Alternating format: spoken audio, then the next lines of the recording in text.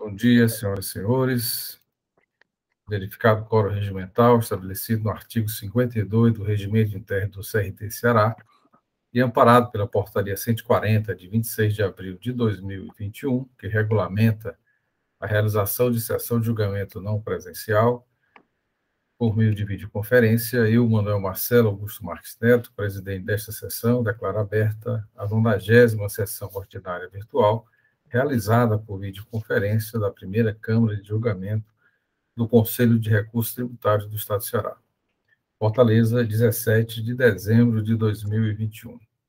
Presentes os conselheiros que compõem esta Câmara, Dr. William Falcão de Souza, doutora Antônia Helena Teixeira Gomes, Dr. Pedro Jorge Medeiros, Dr. Fernando Martins, Dr. Carlos César Quadros Pierre.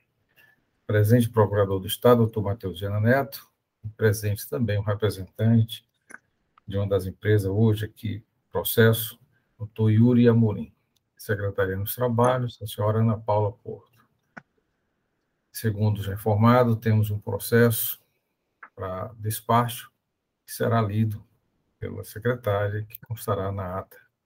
Por favor, Ana Paula. Senhor presidente, senhor procurador, bom dia a todos. Presidente, foi encaminhado para aprovação o despacho referente ao processo de número 1093/2019, encaminhado pelo conselheiro José William Falcão de Souza. Mais algum? Não, presidente, só isso. Obrigado. Passo, então, agora para a leitura da ata da 89ª sessão ordinária, realizada no dia de ontem, dia 16, e peço aos senhores atenção para algum ajuste, alguma alteração a ser feita para posterior alteração. Com a palavra, Ana Paula. Senhores, faço leitura da ata da 89ª sessão ordinária virtual, realizada por videoconferência da primeira Câmara de Julgamento do Conselho de Recursos Tributários do Estado do Ceará, realizada aos 16 dias do mês de dezembro de 2021, às 8h30. Peço licença, presidente, para ir direto à ordem do dia. Perdão. Processo de recurso número 3802/2019, auto de infração 2019-10295, tendo como recorrente Companhia Nacional de Abastecimento e recorrido célula de julgamento de primeira instância. Conselheiro relator Saulo Gonçalves Santos. Decisão. A primeira Câmara de Julgamento do Conselho de Recursos Tributários, após conhecer do recurso ordinário interposto, resolve converter o curso do julgamento em realização de diligência ou perícia para identificar o conteúdo do CD constante dos autos e quadro totalizador, porventura constante em outro auto de infração do mesmo mandado de ação fiscal, nos termos do despacho a ser elaborado pelo conselheiro relator e de acordo com a manifestação oral do representante da douta Procuradoria-Geral do Estado. Idêntica decisão para o processo de número 3801/2019, auto de infração 2019-0298, mesmo recorrente e recorrido, conselheiro relator Saulo Gonçalves Santos. Processo de recurso número 180/2020, auto de infração 2019-16808, tendo como recorrente Tabuleiro Aço, Indústria e Comércio Limitada. Recorrido, célula de julgamento de primeira instância. Conselheiro relator, Pedro Jorge Medeiros. Decisão. A primeira Câmara de Julgamento do Conselho de Recursos Tributários, após conhecer do recurso ordinário interposto, resolve, por decisão unânime, negar provimento ao recurso para confirmar a decisão condenatória proferida pela primeira instância, nos termos do voto do conselheiro relator, conforme parecer da Assessoria Processual Tributária, adotado pelo representante da douta Procuradoria-Geral do Estado, adotado oralmente. Presente para apresentação de sustentação oral do recurso, o representante legal da autuada, doutor Ivan Lúcio Falcão. Processo de recurso 3816/2019, auto de infração 2019-11962. Recorrente Safran Helicopter Engines Indústria e Comércio do Brasil, recorrido célula de julgamento de primeira instância. Conselheiro relator, Pedro Jorge Medeiros. Decisão. A primeira Câmara de Julgamento do Conselho de Recursos Tributários, após conhecer do recurso ordinário interposto, e não apreciar a arguição de caráter confiscatório da multa arguída pela recorrente, com base na súmula 11 do CONAT e em consonância ao disposto no parágrafo 2º do artigo 48 da Lei 15.614 de 2014, que veda ao julgador afastar a aplicação da norma sob o fundamento de inconstitucionalidade. No mérito, resolve negar provimento ao recurso para confirmar a decisão de procedência proferida pela primeira instância nos termos do voto do conselheiro relator, conforme parecer da assessoria processual tributária e manifestação oral do representante da douta Procuradoria-Geral do Estado. É só, presidente. Indago aos senhores e senhoras alguma alteração a ser feita na ata que foi lida? Não havendo nenhuma alteração, considera-se aprovada. Passaremos, então, para a ordem do dia.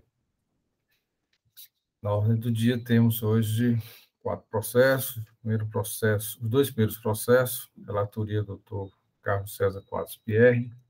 Anuncio aqui o primeiro processo, já que trata-se de matérias distintas, vamos analisá-las individualmente. Da mesma empresa, Mendas do Brasil Limitada. Processo de recurso de número 2876/2019, auto de infração 2019, 05071, recorrente a Mendas do Brasil Limitada, recorrido, célere julgamento de primeira instância, Dr. Carlos César Quadros Pierre, o conselheiro relator, a indicação de procedência do feito em primeira instância e a assessoria processual tributária também indica a procedência do feito. Para a sustentação oral, representante da parte, doutor Yuri Amorim. No momento oportuno, concederei a palavra para a sustentação oral. Nesse momento, passo a palavra ao doutor Carlos César Quadros Pierre para o início do relato do processo anunciado. Muito obrigado, senhor presidente. Bom dia a todos, colegas conselheiros, conselheiras, doutor Matheus, doutor Yuri, seja muito bem-vindo, doutora Ana Paula, bom dia. O processo, ele está centrado na questão única. Trata da acusação de falta de selo em algumas operações de entrada em que foi aplicada a penalidade 123.3M. A defesa centra em um único ponto, que houve a escrituração de parte das notas, certo? E pede, em razão disso, que nessa parte seja aplicada a pena do 123, parágrafo 12. O julgamento diz que, para a aplicação do parágrafo 12, tem que haver a comprovação de 2 fatos. Primeiro, o pagamento do imposto. Segundo, a escrituração. Está comprovada a escrituração, mas não está comprovado o pagamento. De qual imposto ela não fala, a julgadora. E mantém a autuação do 123.3M. O recurso, ele se centra na mesma argumentação, que houve a escrituração e que, portanto, deveria ser aplicado o 123, parágrafo 12. E o parecer, ele vai no mesmo sentido do julgamento de primeiro grau, que tem que haver a conjunção da comprovação do pagamento e da escrituração para que seja aplicado e mantém, portanto, a autuação. É muito simples, senhores, a questão se restringe a essa. No caso de falta de selo, a aplicação de 123, parágrafo 12, se ele pode ou não ser aplicado aqui em parte das notas fiscais que foram devidamente escrituradas. É só isso, senhor presidente. Obrigado, doutor Pierre. Passo a palavra ao representante da PGE, doutor Matheus Viana Neto. Bem, senhor presidente, senhores conselheiros, Paulinha, nossa secretária, doutor Yuri Amorim, representante da parte da recorrente. Bem, a falta de aposição de selo fiscal realmente não demanda muita discussão, não. Aliás, até estranho, porque no presente caso, não sei como não foi sugerido de alguma forma, a aplicação da penalidade do 123.8L, que é a que tem sido aplicada normalmente, ainda que seja 8L, Doutor Matheus Ferreira. Não, me desculpe. É só uma questão de ordem. O segundo processo. É isso. O segundo processo é que trata dessa matéria. Não, nesse caso, está certo mesmo a sugestão de aplicação com a penalidade mais benigna. A única prova, bem, algumas foram escrituradas. Doutor Matheus, uma sugestão de desligar a câmera, que está travando, em alguns momentos não conseguimos. Se houve escrituração, a penalidade foi de casa. Se eu quiser, pode falar.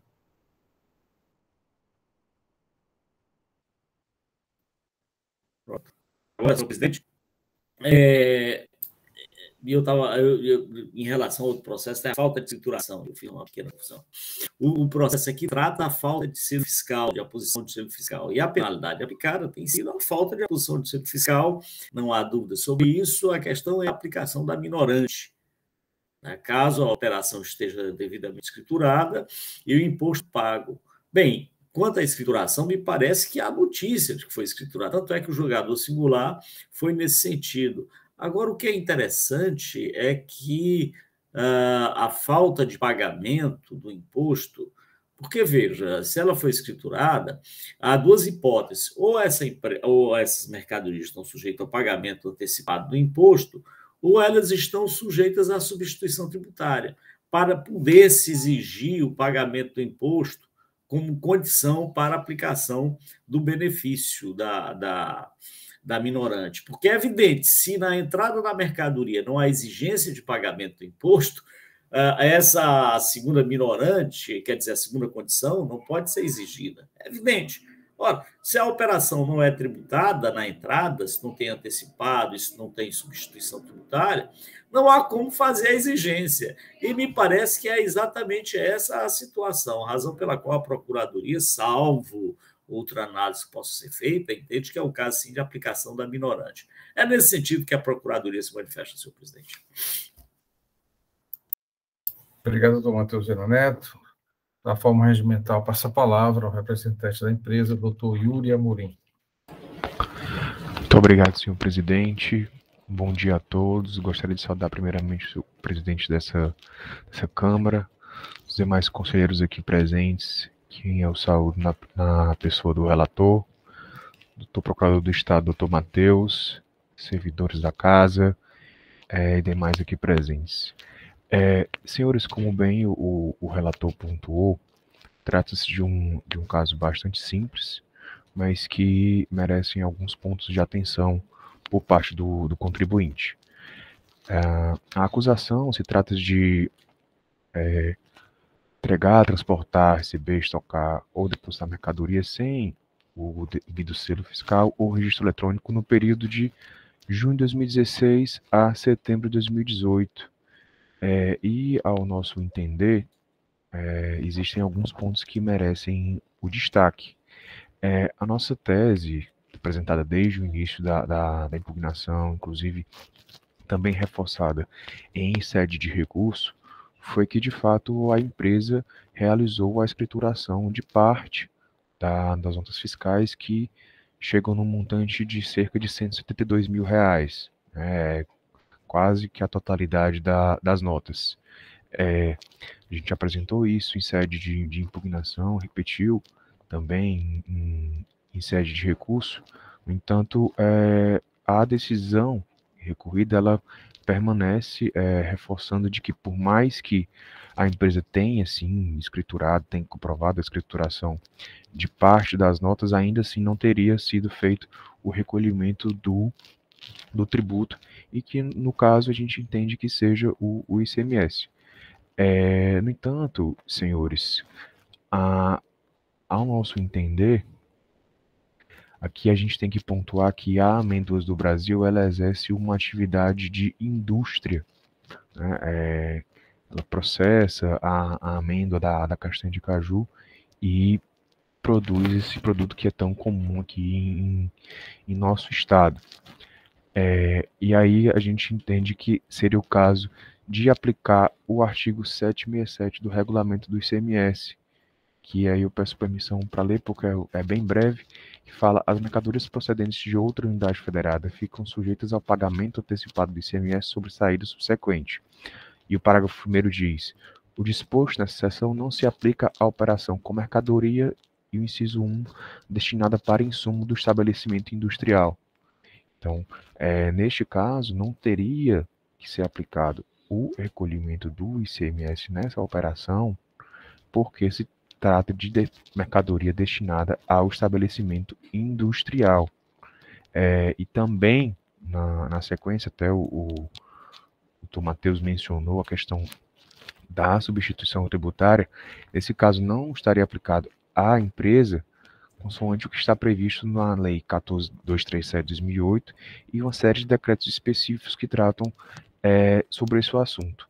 Então, ao nosso entender, né, e também essa questão também foi ventilada no parecer em relação ao não recolhimento do ICMS, não seria o caso de ser aplicado à empresa específica por exercer uma atividade de indústria, né?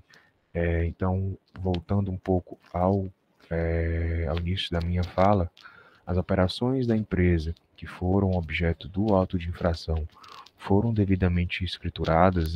Nós apresentamos todas as informações das datas específicas em que haviam sido escrituradas, então trata-se de uma prova bastante robusta nesse sentido, e também o fato de não ter sido recolhido o respectivo tributo para fins de minoração da multa foi porque, de fato, se trata de uma atividade industrial. Então, por esse motivo, que nós pedimos a procedência do nosso recurso e que sejam reconhecidas as escriturações das notas alentadas, tanto na impugnação como também em nosso recurso. E eu encerro minha fala aqui bem breve. Muito obrigado. Obrigado, doutor Yuri. Senhores, processo em discussão. Doutor Pierre com a palavra, depois a doutora Helena. Escutar a doutora Helena primeiro, presidente, que eu fui muito informal. Ok, então vamos inverter a ordem aqui, doutora Helena, sempre a preferência, né, doutor Pierre? Obrigada pela gentileza. Bom dia a todos. Bom dia a todos. Não, é só porque eu queria fazer só uma observação de que nas informações complementares, o agente do fisco, ele informa que essas notas não foram escrituradas. Bem aqui no parágrafo que ele começa assim: o valor total das operações do período irregular importou tanto referente a não escrituradas e não seladas, montante que serviu de base de cálculo para a cobrança da multa. Então, assim, o próprio agente do fisco informa que os documentos que fazem parte do levantamento, eles não estavam selados e nem estavam escriturados. Então, era só para fazer essa observação. Posso? Obrigado, doutora Helena. Doutor Pierre com a palavra. O fiscal, ele fez outro auto de infração pela falta de informações na FD, ok? Então, eu ia chegar nesse ponto aqui. Eu não tive entendimento que essas aqui não eram não escrituradas e não seladas, certo? Mas eu também não conferi se eram as mesmas notas dos outros. O próprio contribuinte afirma que algumas foram escrituradas. Embora ele afirme, como o julgador de primeiro grau e o parecerista foram no entendimento que tinham que ter duas condições, eles também não fizeram a checagem, certo? Se essas notas foram realmente escrituradas. Então, o que eu proponho aqui seria uma perícia para que se confirme a alegação, porque eu não tenho condições de ver se foram escrituradas ou não. Não tenho acesso à FD dele, né? Então, o julgador de primeiro grau, como ele entendeu que seriam duas condições, o imposto, mas não detalhou que imposto seria esse, seria o ICMS antecipado, ICMS substituição, qual foi o imposto que não foi comprovadamente pago, certo? Então, a perícia seria basicamente 3 requisitos. Primeiro, verificar se as notas elencadas pelo contribuinte, se elas foram devidamente registradas na sua FD, né?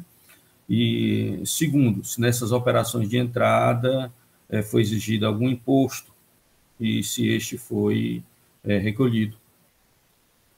Porque, na realidade, a autuação não fala nada de imposto antecipado, não fala de substituição, não fala nada, certo? Tanto é que na outra que não foi escriturada, que eu entendo que talvez sejam operações distintas, ele aplicou o artigo 160, o 126, operações sujeitas à substituição tributária, que já foram recolhidas, né? Então, se for o mesmo, se fossem as mesmas notas que não foram escrituradas e não foram seladas, teve o ICMS e substituição, mas ele foi recolhido. Se forem as mesmas notas, né? Então, assim, eu entendo que neste caso aqui não há ICMS, mas eu não tenho uma certeza absoluta. Porque se houvesse, teria um lançamento de um antecipado também, né? E teria a cobrança do ICMS substituição. E não houve. Até no outro que não foi registrado, ele afirma que se trata de mercadoria sujeita à substituição, em que houve o recolhimento do ICMS substituição. E aplica o 126. Então, assim, a perícia que eu indico seria para verificar a alegação do contribuinte se as operações que ele aponta foram registradas ou não, até porque aí já forneceria uma nova base de cálculo. E se a turma quiser verificar se havia imposto antecipado ou substituição e se esse foi recolhido nessas operações. Ok, doutor Pierre, eu tinha falado 3 situações, né? Se as notas fiscais elencadas foram escrituradas e se o imposto é devido e recolhido, é isso? O imposto antecipado ou substituição, okay. Se havia incidência de algum desses nas operações e se esses foram recolhidos. Perfeito. Doutor William Falcão com a palavra. Doutor Obrigado, William. presidente. Obrigado. Senhor presidente, eu analisei 6 notas fiscais estão elencadas, estão relacionadas no CD, relativa à nota fiscal de entrada sem o selo. O auto-infração dessas 6 notas fiscais, que eu analisei, está sem selo fiscal de trânsito. Claro, sem selo fiscal de trânsito, não há nenhum impedimento para o fiscal verificar se elas estão escrituradas ou não e fazer o auto-infração por falta de escrituração.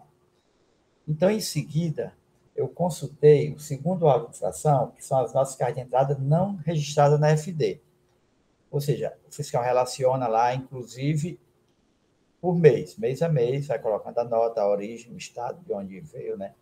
Valor e tudo. E eu fiz esse batimento.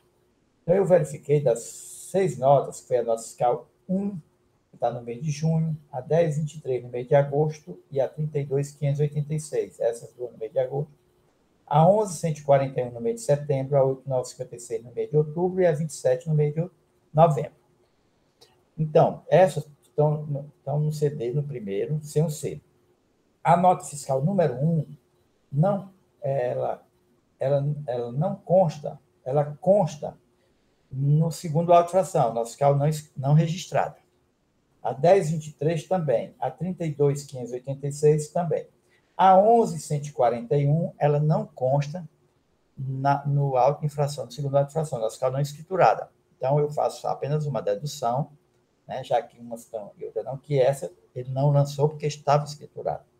A 89.56 também não consta, e a 27, eu fiz a amostragem dessas 6 notas, porque são muitas notas, são 2 páginas de notas fiscais. Então, eu vi aí que essas 3 estão escrituradas, as 6 e 3 não escrituradas. 3 estão cobradas não escrituração e essas 3 não constam lá.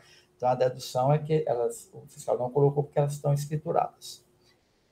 Agora, o que foi que o julgamento singular disse?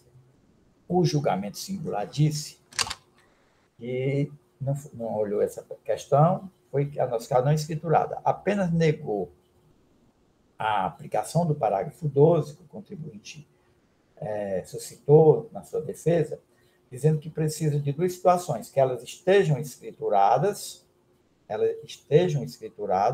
e que o imposto esteja pago, e que o contribuinte não comprovou isso. Ou seja, eu deduzo que a julgadora não foi olhar, né, para trazer essa dúvida para ela, que essas notas não estavam no segundo auto de infração, então teria dúvida para mandar verificar. E que o contribuinte não comprovou que o imposto estava pago. Bom, só se baseou nisso para não aplicar o parágrafo 12. Mas eu já mostrei aí, tem aí essa dúvida, né? 3 não escrituradas, das 6 que eu analisei, e 3 escrituradas, por conta que não está sendo cobrada no segundo auto de infração. Quanto ao argumento do doutor Yuri, do 767, realmente o artigo 767, que trata, né, as mercadorias procedentes de outra unidade federal sujeitas ao pagamento antecipado do ICMS sobre a saída subsequente. Porque nessa entrada da mercadoria, o que é que se pode imposto a pagar, né? Porque, na verdade, na entrada, a empresa tem um crédito. Mas tem imposto a pagar qual é a situação? Antecipado, submissão tributária e diferencial de alíquotas. O antecipado não incide, porque a empresa é indústria. Dispõe, assim, não se aplica a operações com mercadoria destinada para sujeita ao regime de submissão tributária e destinada para insumo de estabelecimento industrial, é sujeita a submissão tributária, não se cobra antecipado. E quando é destinada para insumo de estabelecimento industrial, também não cobra antecipado. Aí fica o diferencial de alíquota, né? Então, de qualquer forma, tem que ser verificado, porque o fiscal não foi, o fiscal só se limitou a dizer que elas não estavam escrituradas, não foi olhar nada disso. A parte, por outro lado, não está demonstrando que teve imposto pago, apenas está dizendo que é para a indústria e não paga, mas pode ter o diferencial de alíquota aí, não foi analisado. Então, nessa dúvida, eu entendo também que deva mandar averiguar essas questões. É lógico que há um cuidado para não mandar mais processo para a perícia, porque já está cheio de processo, o julgador deveria fazer, né, tentar fazer esse trabalho. Mas, diante de tanta nota, é complicado. É isso, senhor presidente. Obrigado, doutor William. Pela ordem, doutora Helena tinha solicitado a palavra. Mais alguma discussão, senhores? Em relação ao primeiro processo da pauta, o 2019-05071, notas fiscais sem um selo de trânsito. Alguma discussão, doutor Yuri? Para esclarecimento, doutor Yuri. Senhor presidente, pedi a palavra brevemente. Eu ouvi aqui atentamente a discussão acerca da prova de escrituração, né, e a possível necessidade de perícia, e, de fato, a minha palavra é mais para reforçar que a perícia ela pode sim ser bem-vinda, né, considerando que a gente apresentou pelo menos um indício de prova que seria a AFD, né, as informações ali constantes. Não apresentamos todos os documentos porque, de fato, ficaria muito extenso, né? Como foi bem mencionado, é uma série de notas, né? Então é um volume muito grande. De fato, no curso da perícia, nós podemos sim corroborar com o perito para que seja, de fato, comprovado que a empresa escriturou, sim, pelo menos as notas que nós indicamos que foram escrituradas. Então é mais para reforçar o ponto em relação à perícia, senhor presidente. Muito obrigado. Obrigado, doutor Yuri. Senhores, entendo, parece que não teremos mais discussão. Pergunta, então, ao conselheiro relator, doutor Carlos César Costa Pierre, como vota, considerando que já sinalizou, né, a necessidade de perícia para verificar se as notas foram escrituradas, todas as notas, né, que constam no auto de infração, e se essas operações de entrada, o ICMS se devido, né, e se houve recolhimento. Doutor William tinha sugerido incluir também o diferencial de alíquota, juntamente com antecipado ST. Doutor Pierre. Ok. Sim, senhor presidente, eu voto no sentido de encaminhamento para a perícia para verificar se as notas elencadas pelo contribuinte foram devidamente escrituradas, como ele afirma, se nessas notas que foram devidamente escrituradas havia algum ICMS de diferencial de alíquota antecipado ou substituição, certo? e, em caso positivo, se esse recolhimento foi realizado. Doutor Pierre, só uma observação. A sugestão talvez fosse verificar se as notas fiscais constantes do auto de infração, né? Porque o doutor Yuri mencionou até que fez uma amostra. É isso? Senhor presidente, basta verificar naquele alega que foram escrituradas. Mas... Porque se não foram escrituradas, certo? Não precisa verificar se teve imposto, porque aí não vai ter o parágrafo 12. Perfeito. Por isso que eu digo, só verificar nas que ele escriturou, em caso positivo, né? Se havia a necessidade de recolhimento do diferencial de alíquota do antecipado de substituição, certo? Em casos positivos, se foi feito o recolhimento desse ICMS. Naquele escriturou, porque naquele não escriturou, não precisa verificar isso, porque não vai ser aplicado o parágrafo 12. Só destacando, porque quando o doutor Yuri mencionou que era uma amostragem, né? Acredito que tem outras notas fiscais que podem ser... Não, ele na realidade, na impugnação, ele relacionou as notas, não foi, doutor Yuri? Ele relacionou todas as notas que ele afirma. Isso, exatamente. A gente só não confirmou o volume das operações, né? A gente apresentou a FD com as informações da data em que foi escriturada. Ok, de acordo com o despacho que será elaborado pelo Dr. Pierre, inclusive especificando melhor. Algum voto em sentido contrário, senhores, com relação ao voto do conselheiro relator, no sentido de baixar o custo do processo em redação de perícia, para verificar as notas fiscais escrituradas e se o ICMS devido para aplicar ou não atenuante. Nenhum voto discordante. Então, esta é a decisão da Câmara para o primeiro processo da pauta, o 2876/2019, auto de infração 2019, 05071. Passaremos, então, para o segundo processo da pauta, processo de número 2877/2019, auto de infração 2019, 05067, em que é recorrente a Amêndoas do Brasil. Só um minuto. Amêndoas do Brasil.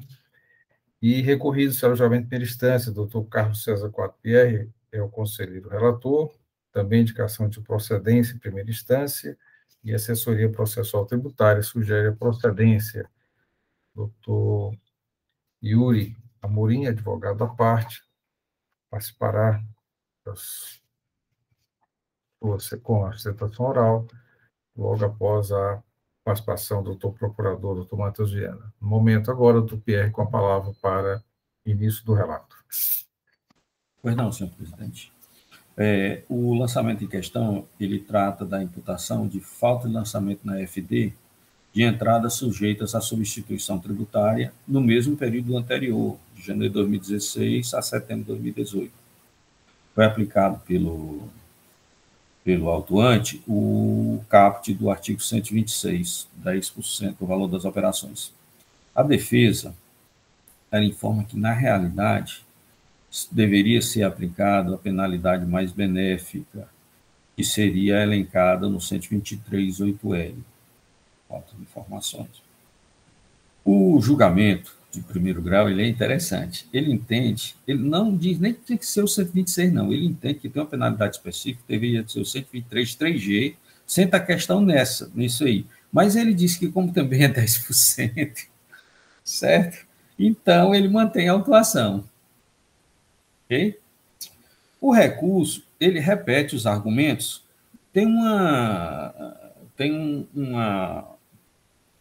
No final do recurso, o contribuinte pede, se não for dada a nulidade, que se dê a improcedência, pede a improcedência, mas todo recurso é feito pedindo a parcial procedência com a aplicação do 223.8L. Então, eu entendo que ali o pedido deve ter sido uma tecnia, né? Que, na realidade, o contribuinte ele está pedindo a parcial procedência com a aplicação do 223.8L. O parecer, certo? Ele veio no mesmo sentido do julgamento. Aliás, ele nem fala em 126. Ele chega e diz que tem a penalidade específica, que é o 123.3G. Certo? E ponto. Né? Então, é nesse sentido, senhores. Foi aplicado o artigo 126 para falta de informações ou falta de lançamento na FD de entrada, sujeita à substituição tributária, o contribuinte pede o 123.8L, que é mais benéfico. E o julgador de primeiro grau manteve o lançamento, entendendo que deveria ser aplicado 123 3G, mas manteve o lançamento, não fez modificação para o 123 3G. Só isso. Obrigado, doutor Pierre. Doutor Matheus Zena Neto, procurador do Estado, com a palavra.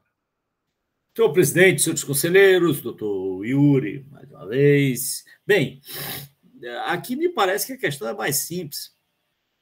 A única discussão que vai ter é acerca da aplicação da penalidade sugerida pelo agente fiscal, confirmada pelo julgador singular, ou se vai ser aplicada a requerida pela parte recorrente, que é a mais benéfica, que é a 8L. Bem, nessa discussão, a primeira Câmara tem se manifestado pela aplicação da 8L, 123 8L, apesar da Procuradoria resistente, muito resistente, tem se manifestado pela aplicação da sanção sugerida pelo agente fiscal. E é nesse sentido que a Procuradoria se manifesta, senhor presidente, sem mais delongas. Mantém o parecer, né, doutor Matheus? Isso. Ok. Doutor Yuri Amorim, com a palavra. Pois não, senhor presidente, cumprimento novamente os demais, doutor Matheus. Senhor presidente, como bem pontuado, esse caso até é um pouco mais simples do que o anterior, né? Trata-se de qual penalidade seria aplicável à conduta da empresa. Como bem pontuado até pelo doutor Matheus, essa Câmara ela vem se posicionando no sentido de que a penalidade aplicável seria a do 123 8L, né?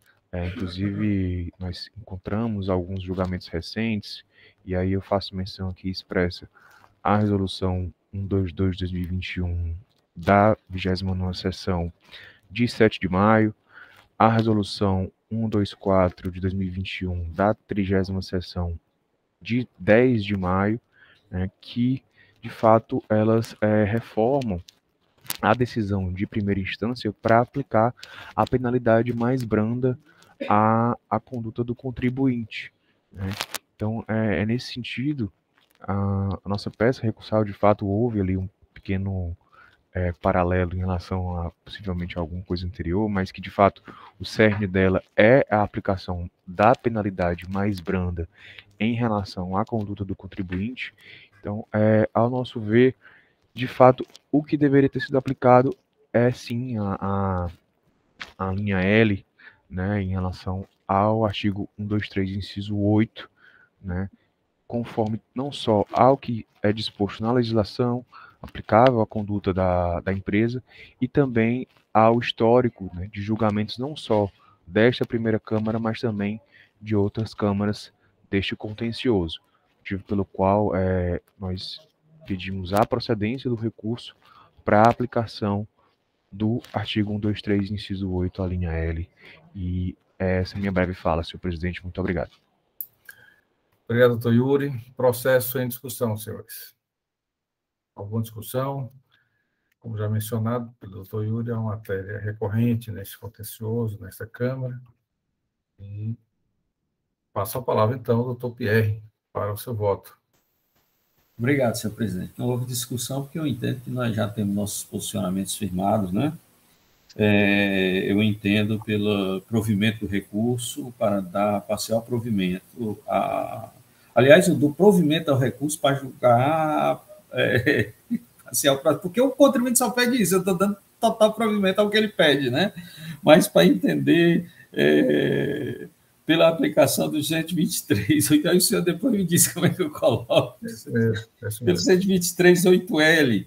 Eu só peço uma paciência aqui nesse caso aqui para o demonstrativo do crédito tributário, porque o fiscal, como ele aplicou 10%, ele fez um quadro único de todo o período 2016 a 2018, portanto 10%. Ele não fez mês a mês, o que me facilitaria bastante, né? E a relação é um tanto extensa, então eu vou ter que depois pegar mês a mês para aplicar, porque até vai diferir ao FII de 2016, 2017, 2018. Então, esse quadro demonstrativo, caso prevaleça o 123 8L, viu, não vai poder ser feito assim. Doutor Pierre, talvez até uma consulta no sistema a gente possa encontrar esse detalhamento, né? Eu olhei a planilha dele, né, e o quadro, eu não via. Se tiver, me facilitaria, só que eu não tenho acesso a esse sistema, né? Pois bem, nesse sentido... muito obrigado, senhor presidente, agradeço demais. Nesse sentido, eu voto pela aplicação do 123.8L. Ok, com aquela limitação, né, de 1.000 FIIs. De 1.000 FIIs. 2% com limitação de 1.000 FIIs. Perfeito. Algum voto em sentido contrário? Já sei, mas eu quero ouvi-la. Sim, presidente. Como eu sempre me manifesto, mantendo a coerência aqui no meu entendimento, eu me manifesto pela aplicação do 123.3G, por entender ser a penalidade específica ao caso. Helena, no caso, não houve aplicação do 123.3G, então seria pela manutenção do 126, é isso? Sim, desculpa. É porque o autuante combina o 3G com o 126, operação sujeita a ST ou não tributada. Então, decisão desta Câmara por maioria de votos. Conhece do recurso, dar provimento para modificar a decisão de procedência do feito fiscal de primeira instância para parcial procedência, aplicando o 103.8L, que é a aplicação da multa de 2% limitada a 1.000 FIIs por período. E aqui eu quero destacar que a doutora Mônica Castelo, que também vota no mesmo sentido que a doutora Helena, por motivo justificado, não está presente nesta sessão de julgamento.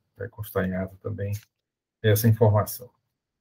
Senhores, essa decisão, agradeço ao doutor Yuri pela participação aqui na nossa sessão. Caso queira permanecer conosco, teremos ainda mais 2 processos de discussão e votação.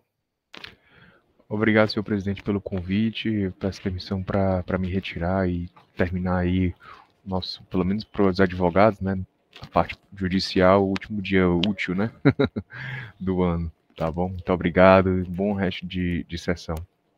Obrigado, um bom ano novo, bom Natal. Bom ano novo. Até logo. Bom Natal. Senhores, temos mais 2 processos na nossa pauta, a relatoria do doutor Fernando Martins, processo de recurso de número 3336/2019, auto de infração 2019-07044, em que a recorrente Unipeça Soluções Automotivas Limitada, ME, e recorrido será julgamento per instância, a indicação de procedência no julgamento singular e assessoria processual também, sugere a procedência. Passo a palavra, então, ao doutor Fernando Martins, para início do relato do processo anunciado. Mais uma vez, bom dia a todos. Bom, presidente e demais, a emenda deixa de utilizar o modo fiscal eletrônico, certo? A peça fiscal submetida ao nosso exame tem um relato destacado a seguir. Deixar de utilizar o contribuinte o módulo fiscal eletrônico ou utilizá-lo em desacordo com as especificações técnicas adotadas pela legislação pertinente.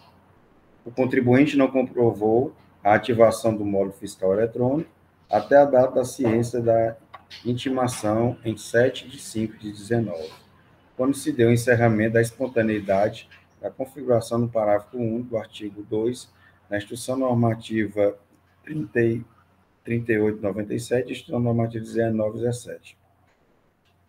O auto foi lavrado em 14 de maio de 2019, o período da infração correspondente a 5/17. Foram dados como infringidos os artigos 1º da Instrução Normativa número 1017 e artigos 2º, 5º, 8º, 10º, 13º, 15º, 16º da Instrução Normativa 27 e 16, tendo o autuante aplicado a penalidade contida no artigo 123, inciso 7, a linha Q, acrescentando pela Lei 16.258/17, multa no valor de 5.916. Bom, em defesa, a empresa preliminarmente arguiu a ilegalidade do auto de lavatura, se fundamentando na Lei Complementar 123/2006, em seu artigo número 55, parágrafo 1º, tendo no seu entendimento que este dispositivo consideraria um tratamento diferenciado para microempresários, pelo qual a fiscalização estadual teria que ser observado o critério de dupla visita para a lavratura do auto de infração, ou seja, numa primeira abordagem, efetuar a orientação fiscal e a lavratura somente numa segunda visita. No mérito, defendeu que a multa aplicada neste auto de infração se configura em uma natureza confiscatória, contrariando a Constituição Federal nossa Constituição Federal. Finalmente, requer a improcedência do feito fiscal e, se assim não entender, solicita a redução da multa conforme o princípio da razoabilidade. Em julgamento de primeira instância, a decisão foi de total procedência da presente ação fiscal, intimando a empresa a recolher aos cofres o valor de 5.916. Ele, então, recorre e ele apresenta o recurso apresentando os seguintes argumentos. Afirma que o auto de infração é nulo, pois não tem o visto do supervisor do agente autuante em flagrante descumprimento da norma de execução 03/2000. A Procuradoria se manifesta julgando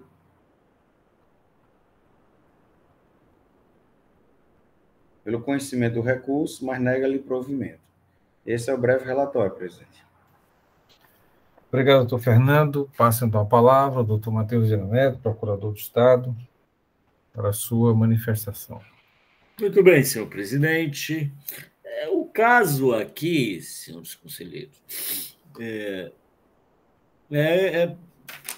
a única questão que poderia ser objeto de uma discussão seria a obrigatoriedade ou não da empresa autuada, que é a microempresa, utilizar-se do módulo fiscal eletrônico. Então, as empresas, a partir de determinada data, e seguro KNAI, elas são obrigadas a utilizar o módulo fiscal eletrônico. Evidentemente que, para utilizar, precisam adquirir, precisam ativá-lo. Aí, no caso, não se dá notícia se ela adquiriu ou se ela fez e só não fez ativar o módulo fiscal eletrônico. Mas o fato é que ela não cumpriu a obrigação, que é a utilização do módulo fiscal eletrônico. Na verdade, é isso. Ela não estava utilizando o módulo fiscal eletrônico, que é o equipamento utilizado para emissão do cupom fiscal eletrônico.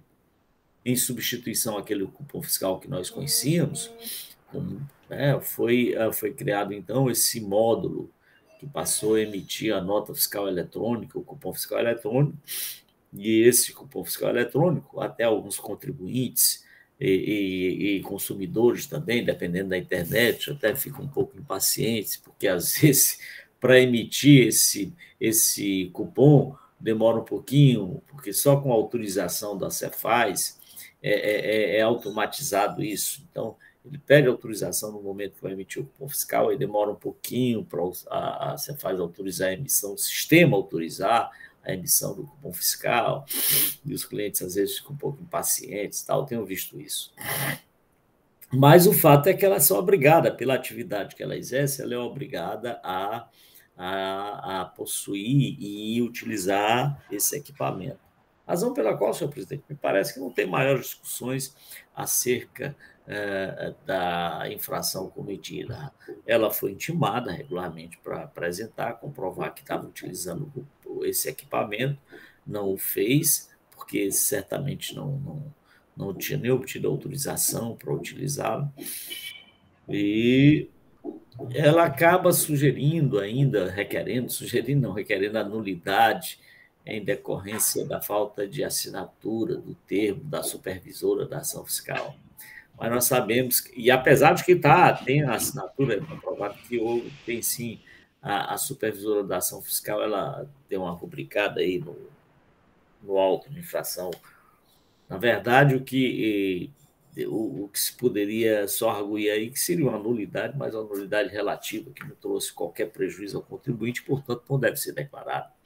Razão pela qual, por tais razões, a Procuradoria se manifesta, assim, pela procedência da acusação fiscal. É isso, senhor presidente. Obrigado, doutor Matheus. Processo em discussão, senhores. Alguma discussão a ser travada, tratada? Senhor presidente, só sobre a questão da nulidade. Pois não. Que não deu visto para sempre. A gente vê esses questionamentos, mas eu entendo que essa questão do visto no auto de infração é uma coisa mais ligada entre o o agente fiscal autuante e o supervisor dele. O visto do fiscal, em nenhum momento, pode ser utilizado como motivo para pedir nulidade, mesmo porque no próximo nosso decreto CMS, regulamento do processo eletrônico, do processo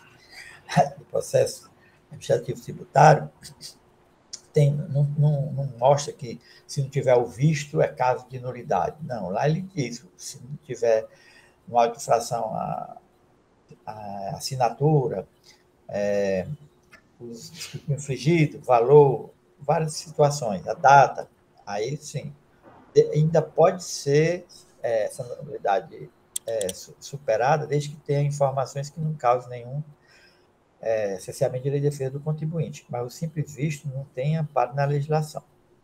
Outra coisa que eu também verificando é que ele foi intimado para demonstrar se adquiriu e estava utilizando, né? Não tem dizer, não adquiriu, não adquiriu, estava utilizando. Por conta que teve um prazo, o contribuinte tinha espontaneidade, mas saiu uma ação normativa, a 33, a 19 de 2017, eu acho que o contribuinte até determinado prazo era considerado espontaneidade, se ele comprovasse, mesmo fora do prazo. Mas chegou, depois de uma determinada época, que ele era obrigado. Aí foi que saiu aquela quantidade grande que a gente vê de alta por conta de não ter ativado o modo fiscal eletrônico. Então, para mim, aí não tem para onde correr. A nulidade não existe e a acusação fiscal está comprovado, o contribuinte não conseguiu se desvencilhar dessa obrigação tributária. Agora, assim, a questão do refis aí é que eu estou entendendo que o contribuinte não está sabendo, não, porque o auto dessa natureza aqui, o contribuinte pagaria R$590, né? Ainda está discutindo o auto da CONAD. Era bom que tivesse um sistema que entrasse em contato direto com os contribuintes. Olha aí, o refis está terminando. É isso, senhor presidente. Obrigado, doutor William. Mais alguma discussão, senhores? Não tem discussão. Como vota o conselheiro relator? Presidente, reconhecer do recurso e negar-lhe provimento. Né? Só lembrando, a questão da preliminar, afastar, doutor Fernando, né? De acordo afastar, com o parecer, desculpa, né? afastando a preliminar. Ok. Decisão conforme parecer da célula de assessoria, ratificada em sessão pelo doutor Matheus Hernandes, procurador do Estado. Algum voto em sentido contrário? Esta Câmara, por decisão unânime, conhece do recurso, nega provimento, afasta preliminarmente a nulidade suscitada pela ausência do visto supervisor, com os fundamentos contidos no parecer, e, no mérito, confirma a procedência do feito fiscal, de acordo com o julgamento singular, e também com o parecer da célula de assessoria processual tributária, ratificado em sessão pelo doutor procurador. Senhores, o processo da pauta, o processo de número 3027 de 2019, auto de infração 2019-05486, em que é recorrente transportadora Kelly Limitada, recorrido, célula de julgamento de primeira instância, doutor Fernando Martins é o conselheiro relator, e a indicação de procedência do feito fiscal em primeira instância e também a assessoria processual tributária sugere a procedência do feito. Passo a palavra ao conselheiro relator para relatar o processo anunciado.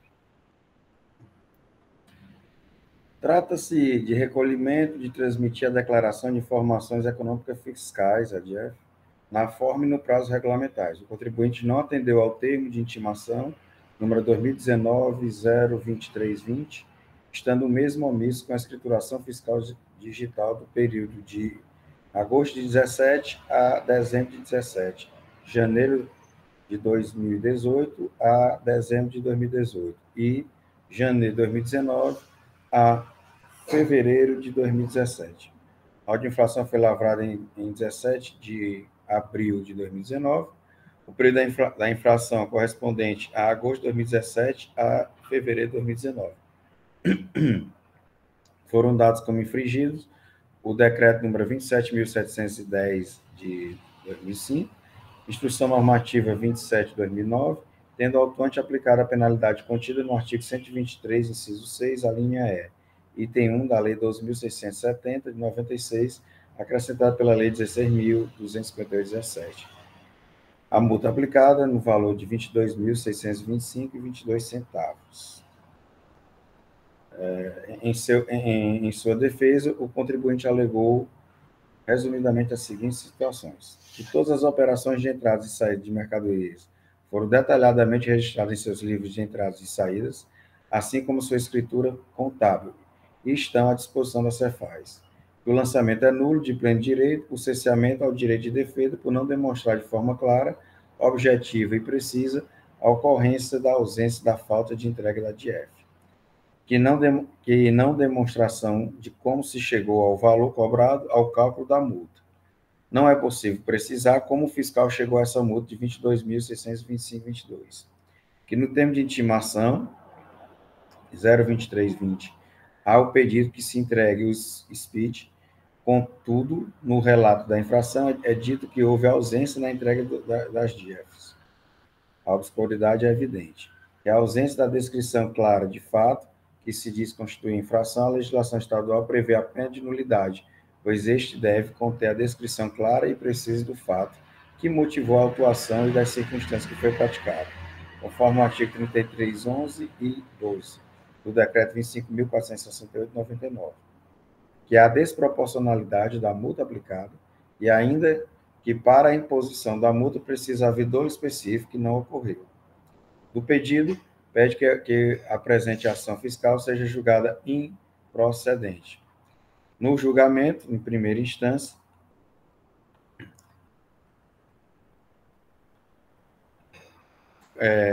não foi acolhido o parecer não foi acolhida a defesa da empresa e foi aplicado o valor dos R$ 22.625.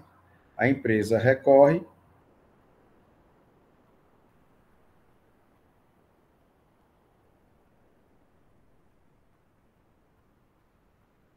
A empresa recorre, manifestando, em resignado com a decisão monocrática, que lhes for desfavorável, o contribuinte recorre com os argumentos apresentados. 1. Nulidade do auto de infração por cerceamento ao seu direito e ampla defesa e ao contraditório, uma vez que no auto de infração consta como infração a não entrega da DIEF. E também não há clareza na demonstração do cálculo da multa. 2. A multa aplicada é desproporcional, uma vez que, se não há imposto devido, não há que se falar em aplicação de multa. No parecer da Procuradoria, é de reconhecer o recurso e pela nulidade da presente ação fiscal. Esse é o breve relato, presidente.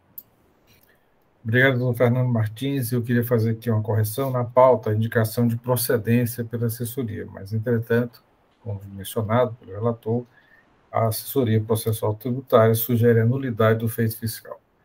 Passo a palavra, então, ao procurador do Estado, doutor Matheus Viana Neto, para sua manifestação.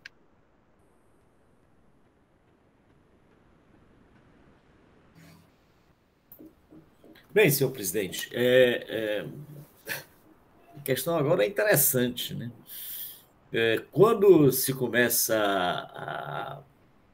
a ler o relato da auto-infração e também a consultoria, você pensa até que ela vai se manifestar pela procedência da acusação, porque ela demonstra que a indicação no corpo do auto de infração, que a DIEF ali indicada foi só um erro do sistema, que não havia sido atualizada em função da modificação da legislação, e ela disse que foi só um erro do sistema, que não teria sido atualizado, mas que tanto nas informações complementares, como inclusive na intimação, foi tudo feito para a apresentação da escrituração do SPED, que o contribuinte não teria feito a escrituração do SPED. Aí, data máxima vênia, eu tenho que discordar nesse aspecto da nulidade suscitada pela consultoria, porque, veja, a simples indicação da DF não significa, né, que houve um erro em que impediu o contribuinte de se defender, etc. E tal, porque todas as informações, e aliás o próprio contribuinte estava obrigado a fazer a escrituração digital através do SPED. Então, como o pedido, a intimação, as informações complementares, tudo indicam que era a escrituração do contribuinte que estava em atraso, que não foi comprovada a escrituração, é evidente que, quanto a esse aspecto, não há que se falar em nulidade. Agora, ao final, a consultoria toca num ponto que me pareceu importante, que é o cálculo da multa. Para se efetuar o cálculo da penalidade, aqui tem algum critério, o critério é aquele estabelecido pela norma. Mas o contribuinte, e tem razão quando argumenta, ou a consultoria, quando diz, olha, nós não sabemos que multa é essa aplicada, qual foi? Porque para poder aplicar, você tem que identificar os documentos que deixaram de ser escriturados e formar uma base de cálculo a partir da qual você vai aplicar a sanção. Ou então aplica a sanção em termos de ofício. Por cada documento fiscal que você deixou de escriturar, aplica-se um ofício, duas, sei lá, aqui é só conjecturando, só retórica. Mas ele não fez, o agente fiscal não fez esse demonstrativo, não indicou como ele havia chegado àquela multa sugerida. Ora, se ele não fez esse cálculo, como é que nós vamos fazer? Como é que nós, não, os senhores, como é que os senhores vão fazer? Porque para fazer esse cálculo, teria que voltar aos autos, verificar o valor das notas fiscais, verificar os períodos, etc, etc. Então, me parece que nesse aspecto aí, sim, o caso é de nulidade da ação fiscal por falta de indicação clara da base de cálculo utilizada para a aplicação da multa. É nesse sentido que a Procuradoria se manifesta, senhor. Ok, doutor Matheus. Processo em discussão, senhores. Doutor Pierre, com a palavra. Eu acho que o doutor Matheus já sintetizou. Eu tinha visto o recurso do contribuinte, ele já fala nessa questão de que não existe elementos para calcular, não se sabe quais foram os elementos que o autuante utilizou para cálculo da multa, e o parecer ele se sintetiza tudo muito bem no parágrafo, né?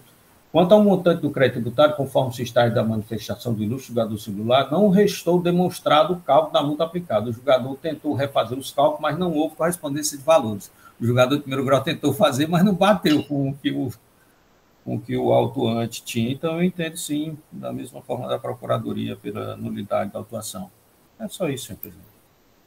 Obrigado, doutor Pierre. Algum conselheiro quer se manifestar ainda sobre o processo?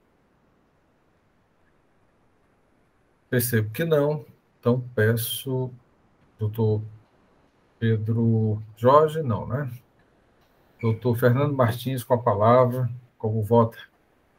Bom, presidente, como já está bem claro aí, né, é reconhecer do recurso para lidar provavelmente pela nulidade da presente acusação fiscal. Né? Algum voto em sentido contrário, senhores? Não havendo, esta Câmara, por decisão unânime, conhece do recurso ordinário, dar provimento para acatar a nulidade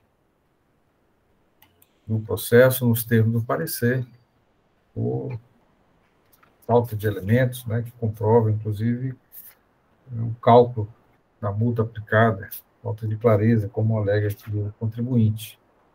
Esta decisão para o último processo da pauta. Assuntos gerais, senhores. Algum assunto a ser tratado, discutido nesta sessão? Não havendo, vamos encerrar a nossa sessão de hoje. Lembrando aos senhores que na segunda-feira, dia 20 de dezembro, na 91ª sessão ordinária, nós temos os processos da Polo do Eletro Comercial de Imóveis Limitada. Pois esse processo esteve em pauta no dia 19/11 de 2021, ocasião em que foi convertido em diligência para obter elementos, né, principalmente a questão da data da postagem.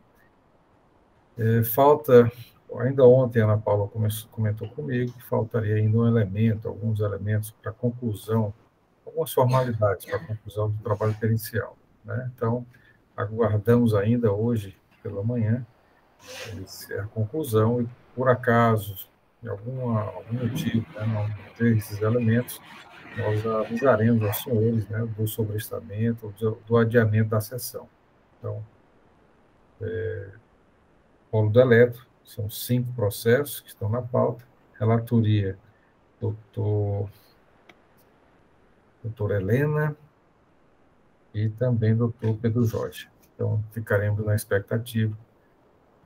Então, desejando um bom final de semana e lembrando que dia 20, né, às 15 horas, teremos a solenidade de encerramento e confraternização natalina do Contencioso, inclusive com homenagem à nossa presidente, doutora Marta. Então, bom dia a todos e até segunda-feira. Bom dia e bom final de